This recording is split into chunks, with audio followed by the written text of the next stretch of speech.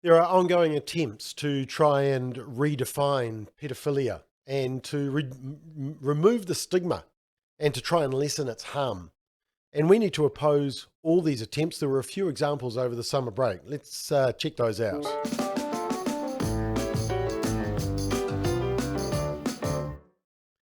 And as you can imagine, this topic is not suitable for children, so please find them something else to watch or listen to. One of my favorite books is this one, The Marketing of Evil by David Kupelian, and he talks about the separability and the manipulability of the verbal label and how language matters, how we give terminology to different things. We can change what people actually think and feel by breaking their current negative association with something and replacing it with a positive association. So, for example, rather than pro-abortion, which is a bit negative, it's pro-choice. Rather than euthanasia, it's right to die. Rather than prostitution, it's sex workers. And rather than gambling, it's gaming, giving a positive connotation from something that is negative. But there is an effort to normalise sexual attraction to children. And as you can imagine, this is a recipe for disaster. The movement's going so far as to claim that pedophilia should be understood as a sexual orientation because their goal is to remove the stigma from non-offending pedophiles. And one of the leaders of this movement is an organisation called Prostasia Foundation that advocates for replacing the word pedophile with minor attracted person, or MAP. Now, Prostasia, however you say it, is based in San Francisco. No surprises there. They label themselves as a new kind of child protection organisation, and they state that they aim to reduce child sexual abuse by taking away the shame of being attracted to a minor and thereby reducing the likelihood of someone acting out on their desires. But this organisation's true colours are revealed by what they actually do support: the use and sale of sex dolls that look like children, porn that simulates sex with a minor, and funding research into fantasy sexual outlets for pedophiles. And look, the argument that by normalising something reduces the crime, that just doesn't quite ring true, does it? Now, an assistant professor at a Virginia University, Virginia in the United States, they recently caused a storm by suggesting that it isn't necessarily immoral for adults to be sexually attracted to children. Alan Walker, he taught sociology and criminal justice at Old Dominion University, made the controversial comment while discussing minor attracted persons and pedophiles during a November interview with the Prostasia Foundation. And Walker was discussing her book, A Long Dark Shadow: Minor Attracted People in Their Pursuit of Dignity. And she insisted it's important to use that terminology instead of pedophile because it's less stigmatizing. Have a watch. I use the term minor attracted person, or MAP, in the title and throughout the book for multiple reasons. First of all, because I think it's important to use terminology for groups that members of that group want others to use for them. And MAP advocacy groups like Before You Act have advocated for use of the term MAP. They've advocated for it primarily because it's less stigmatizing than other terms like pedophile. A lot of people, when they hear the term pedophile, they automatically assume that it means a sex offender. And that isn't true, and it leads to a lot of misconceptions about attractions toward minors. I've definitely heard the idea that you brought up, though, that the use of the term minor attracted person suggests that it's okay to be attracted to children. But using a term that communicates who someone is attracted to doesn't indicate anything about the morality of that attraction. Indicates nothing about the morality. No, that's not quite right. But she referred to Before You Act, and that's a group of academics, been around since 2003, that believe that pedophilia is not a sexual disorder, rather it's a sexual orientation, much like homosexuality. And its members take umbrage at the notion that MAPs are mentally disturbed. Some argue that it is nonsense to say that children are unable to consent to have sex with adults.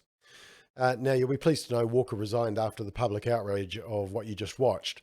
But then in January, USA Today, one of the nation's most widely circulated newspapers in the US, ran an article which presented pedophilia as amongst the most misunderstood conditions in American society, diminishing pedophilia as just inappropriate, while it promoted destigmatizing the attraction.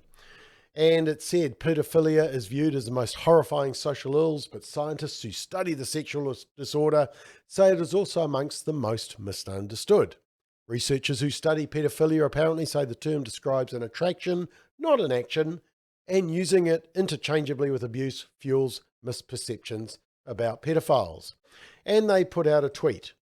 And it said, when most of the public thinks of pedophilia, they assume it's synonymous with child sexual abuse. A pedophile is an adult who is sexually attracted to children, but not all pedophiles abuse kids, and some people who sexually abuse kids are not pedophiles. Yeah, right.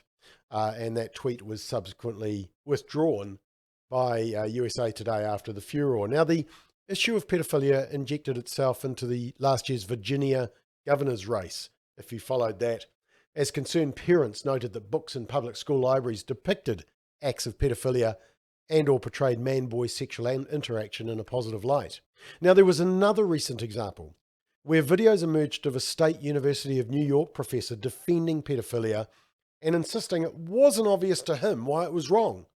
A number of videos in different settings, and these video clips from the end of 2020 are disturbing. They feature Professor Stephen Kirshner of the State University of New York and a podcaster, and the two professors are laughing about the subject of adult-child sex. Let me show you just a couple of clips. They're pretty awful. Child sex, that's always a big seller. Oh yeah. Well, that I had good friends who said, "Are you crazy? Do not write that book." man, listen, you're talking to a guy who for 25 years has been making arguments more or less in defense of adult child sex in classrooms. Oh my gosh, 25 years of doing that. It goes on a little bit more. So this seems to be like a paradigm case. There's actually some meta studies which seem to suggest that in some cases, at least with regard to adult males and underage males, that it's not harmful, or if it is harmful, we can't decide whether the harm is due to the sex itself or the fact that society goes berserk over it. And okay, so you're probably figuring out that they are absolutely on another planet.